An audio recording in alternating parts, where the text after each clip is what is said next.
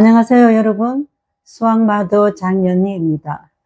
오늘은 초등수학은 사고력이다 라는 것 중에 6학년의 깔딱고기에 대해서 이야기해 보고자 합니다. 5학년에서 이미 말했다시피 6학년에서도 가장 어려운 게 사실은 뽑아내기 어려워요. 6학년에서 얘가 이 부분을 어려워한다. 그럼 다른 부분을 쉬워할 수가 없어요.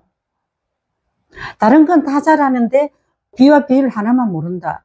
이러기는 어렵거든요. 왜냐하면 수학이 그렇게 토막토막 잘라져 있지 않고 거대한 개념 체계로 쌓여져 가는 거기 때문에 6학년 좀 돼서 수학이 어렵다고 하는 아이는 요 깔딱고개만 넘기면 쉬워질 거야 할 수가 없어요. 지난 5학년 때도 이야기했지만 이미 여기서는 깔딱고개라고 표현할 수도 없는 거대한 수학적인 산맥 이런 것들이 존재합니다. 그러나 이거를 다 하려면은 1학년 것부터 다시 뒤집어서 해야 되기 때문에 그래도 깔딱고개가 존재하긴 합니다. 그런 것들이 뭐가 있는가 하면 비와 비율이라든지 원의 넓이라든지 그 다음에 도형이 좀 더 확대돼서 부피라든지 이런 것들은 아이들이 다 어려워하는 거예요. 그러나 이거를 한꺼번에 다 다룰 수는 없고 비와 비율을 보기를 들어서 이것조차도 사고력이 되지 않으면 어려워할 수밖에 없다. 이거를 여러분들이 인식하신다면은 그럼 원의 넓이도 이거는 기능이 아니라 사고로구나 이런 걸 아실 거고요. 부피도 부피를 잘 낼 수 있는 기능이 부족한 것이 아니라 그것을 길이나 넓이에서부터 확장해서 올라오는 사고가 부족하기 때문에 그렇구나 하는 것을 미루어서 생각할 수 있으리라 봅니다. 그러면 오늘은 비와 비율에 대해서 이야기해 볼게요. 여러분, 비가 뭘까요? 비. 자연수 같으면은 한 개가 존재하면은 1이고, 2개가 존재하면은 2고, 3개가 존재하면은 3이고, 이런 어떤 사물하고 사물을 나타내는 수학적인 기호, 이것이 1대1 대응이 되어 있지 않아요. 이미 비는 말 그대로 비교 아닙니까? 그럼 비교하려면은 사고 대상이 하나 가지고는 비교할 수가 없잖아요.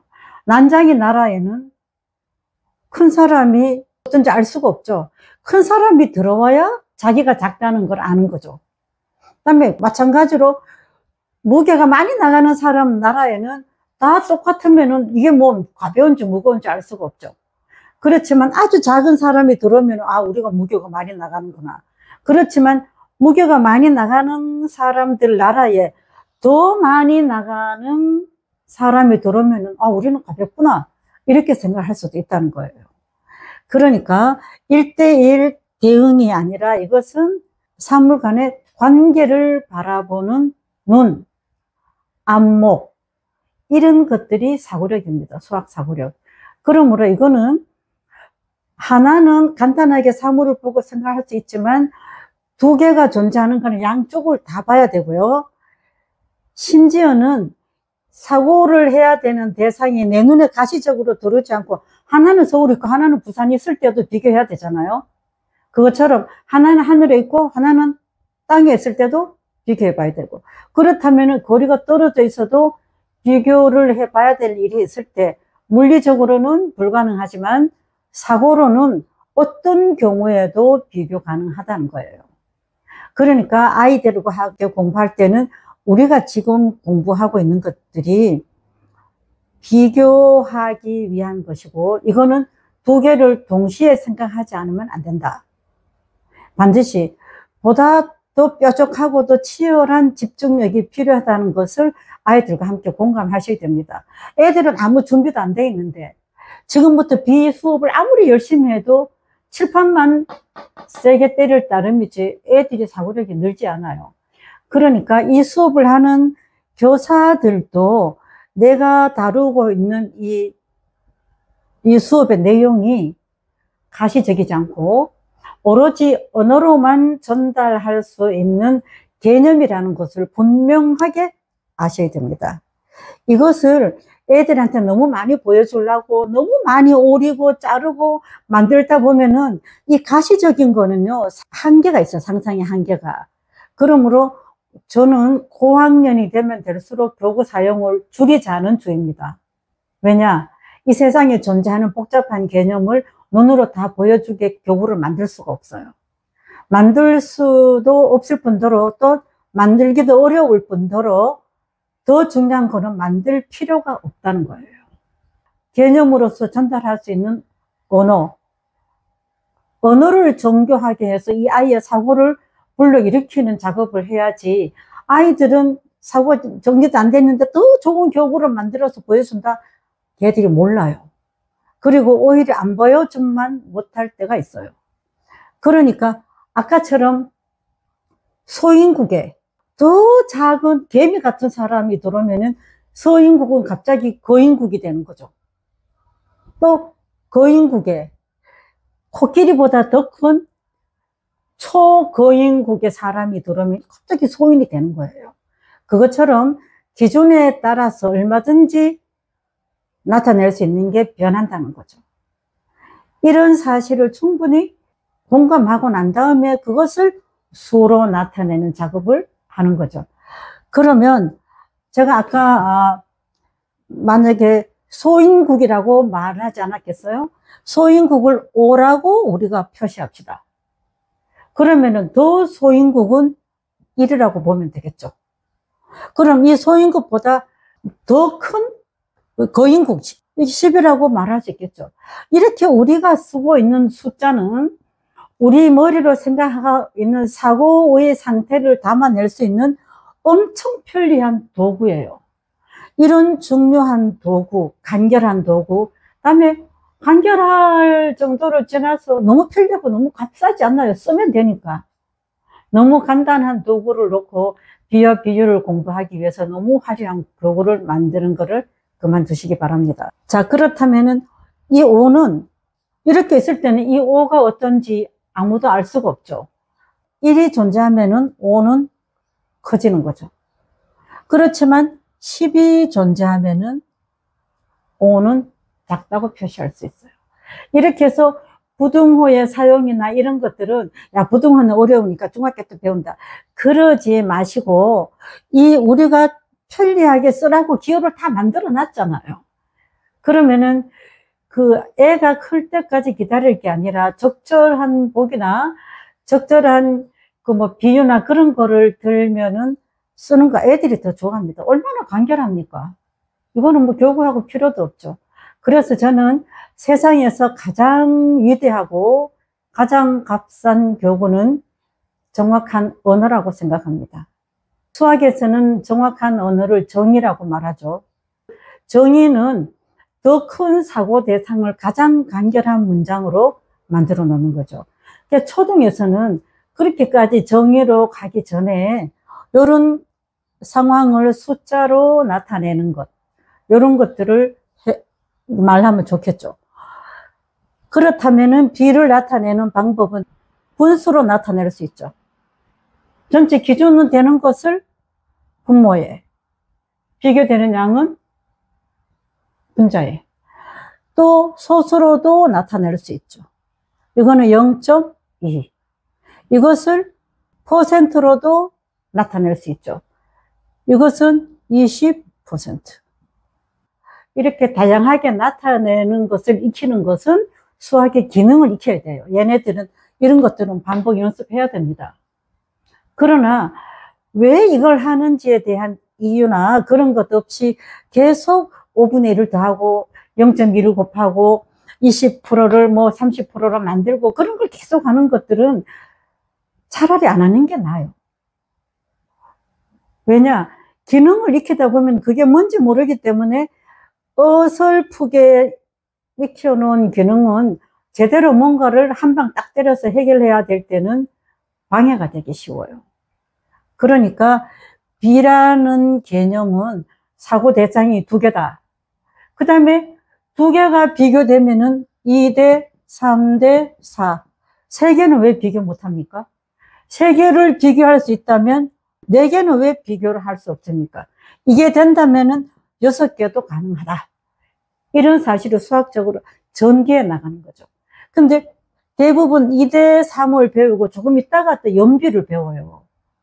2대 3, 요거는 이제 그냥 B라고 말하고요. 2대 3대 4는 또 연비라고 배우거든요. 그렇게 말을 복잡하게 만들지 말고 비교하는 대상이 하나 이상인 것은 가장 간결한 수를 한번 나타내보자. 이렇게 하는 게 좋습니다. 그렇다면은 가장 중요한 것은 교사의 수학을 바라보는 안목이겠죠. 대부분 여기에 대해서 정리가 안 되면은 연비를 얘한테 가르쳐야 될까 안 될까 본인이 불안하단 말이죠. 그럼 가장 안전한 건 뭡니까? 그 진도대로 나가면은 어느 누구에게도 비난받을 필요도 없고 항의받을 필요도 없잖아요. 그러니까 진도. 그렇다면은 진도를 나가는 게 가장 안전빵이면 그 진도보다 좀 더 나가는 거는 더 안전빵일 것 같다는 하나의 이론이 생기잖아요. 그러니까 이 진도를 나가서 이 머릿속에 애가 어떻게 될 건가에 대한 치열한 사고보다는 눈에 보이는 거에 급급해서 5, 6학년 진도를 진짜 빼다 보면은 얘들이 깔딱 고개를 못 넘고 주저물러 앉게 된다는 거죠. 그 중에 가장 심한 것이 B고요. B는 그냥 분수, 소수 이런 것들은 사실 기능이에요. 이런 것들을 배울 일이 아니라 왜 이렇게 나타내야지만 되는가. 아주 간단하게 보면은 사고 대상이 2개 이상이다. 이 2개를 분수로 비교할 수도 있고 1대 2는 2분의 1은 0.5다. 이렇게 가르치잖아요. 그러니까 애들 눈에는 이것이 뭡니까? 나타내는 수학적 도구일 따름이다. 그냥 B로 나타내면 1대 1로 나타내면 되고 이것을 간단한 수로 숫자로 나타내려면 2분의 1로 나타내도 되고 그 다음에 이것을 소수로 나타내면 0.5가 된다. 그러면 이게 좋습니까? 이게 좋습니까? 그럴 필요는 없죠. 요게 필요한 수학적인 상황이 나와요. 또 요게 필요할 때가 나옵니다. 그래도 애들은 이렇게 가르치다 보면은요, 그래도 4개 중에 뭐를 써라 하고 찍어줬으면 좋겠다는 생각이 있어요. 얘들이. 왜냐면은 어른 말 안 들었다가 틀리고 원망받기 싫으니까 당신이 그냥 이게 제일 좋다 이거를 해 하고 뭘 선택해 줬으면 좋겠어요. 우리가 왜 결정장애라는 말이 사회적인 용어가 아니라요. 제가 보기에는 수학 현장에서 가장 심하게 나타나요. 얘들이 자신이 없기 때문에 수학적 결정장애가 있어요. 뭘 해야 될지. 딱 물어보죠. 야, 뭐가 제일 좋니? 그러면은 애들이 제일 좋은 건 없어. 네 하고 싶은 거를 해. 그럼 내가 한 게 하고 싶은 거 했는데 틀리면 어떡하지? 그런 건 없습니다. 왜? 맞는데 뭘 틀려요? 이 상황이 1대 2가 2분의 1이고 2분의 1이 0.5고 0.5가 50%인데 여기 틀릴 게 뭐 있어요? 그런데도 애들은 틀리는 거에 대한 잠정적이고 무의식적인 본능적인 또는 원초적인 불안이 굉장히 많아요. 그것은 애가 담대하지 못하거나 그게 아니라 수학적인 논리가 없으면 누구든지 불안합니다. 그러므로 초등학교 때는 통분의 기능, 배수의 기능, 뭐 기능을 공부할 때가 아니라 수학적인 논리, 사고를 어떻게 확장할 건가, 어떻게 심화시킬 건가. 또한 수학은 끝이 없으니까 어디까지 중단할 건가, 요 안에서만 해결할 건가. 물론 나중에 중학교에 가서는 이런 것들이 전집합이라고 해서 유라는 하나의 기호로 나오지만 여기서도 그런 수학적인 소양이 길러져야 된다는 거죠. 이렇게 해서 아이들이 수학에 눌려서 틀릴까봐 겁내서 정신 바짝 차려서 어찌든지 만점을 맞으려고 하는 소극적이고 불쌍한 그런 태도가 아니라 이건 당연하니까 이렇게 해도 돼, 이렇게 해도 돼 하는 수학 자체를 압도하고 나가는, 쉽게 말하면 우리 자기 주도적인 거죠. 이런 것들이 적어도 5학년, 6학년에 다 형성돼야지만 중학교에 나가서 문자화식이라든지 1차 방정식이라든지 함수라든지 연립 방정식 뭐 많이 나오지 않습니까? 그런 것들은 전부 다 기호화돼서 부호화돼서 애들한테 쏟아진단 말이죠. 그럼 얘들은 완전히 무슨 우박 맞듯이 이거는 무슨 기호고 이거는 무슨 기호고 이제 희황해지는 거죠. 단지 이 기호를 본 적은 있는데 알 수는 없는 기호들한테 얘들이 얻어맞는 거예요. 그러므로 오늘은 비를 들어서 말하지만 또 여기서 쓰여진 원의 넓이라든지 또 뭐 부피라든지 이런 것들도 다 이런 원이 이룰 수밖에 없는 것, 부피는 이렇게 해결할 수밖에 없는 수학적인 근거, 그다음에 생활에서 나타나는 양상, 그죠? 우리가 쉽게 바라볼 수 있는 장면, 이런 것들하고 수학적인 기호하고 꼼꼼하게 1대1로 매치시켜주는 것이 수학의 깔딱고개를 넘는 첫걸음이라고 생각합니다. 오늘은 뭐 6학년쯤 되면 깔딱고개 할 게 너무 많지만 비와 비율이라는 보기를 들어서 이야기해 보았습니다. 감사합니다.